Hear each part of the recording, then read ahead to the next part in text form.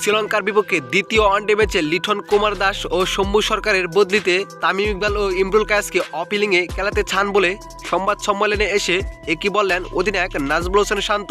দর্শক, কাল 15ই মার্চ দ্বিতীয় ওয়ানডে ম্যাচ খেলতে মাঠে নামবে বাংলাদেশ দল। আর এই দ্বিতীয় ওয়ানডে ম্যাচটি জিতলেই বাংলাদেশ সিরিজ জিতে যাবে। তবে হারলেও পরের আরেকটি সুযোগ আছে বাংলাদেশ দলের জন্য, কিন্তু প্রথম সুযোগটি কাজে লাগাতে চান টাইগাররা। তাই তো আগামী 15ই মার্চ দ্বিতীয় ওয়ানডে ম্যাচ খেলতে মাঠে নামবে বাংলাদেশ দল। আর এই ম্যাচে মাঠে নামার আগে বেশ চমক দেখিয়েছে অধিনায়ক নাজমুল হোসেন শান্ত।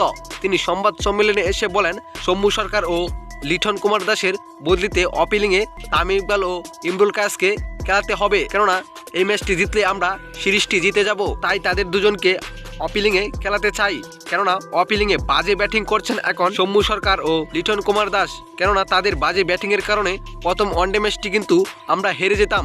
কেননা লিটন কুমার দাস 0 রানে ফিরে গেলে শম্ভু সরকারও মাত্র 3 রান করেই ফিরে যায়, যেখানে অপিলিংয়েই করতে হয় 100 থেকে 150 রান। আর এখানে আমাদের এই দুই ব্যাটার মাত্র 3 রান করেই দুইজন আউট হয়ে টেবিলে ফিরে যান।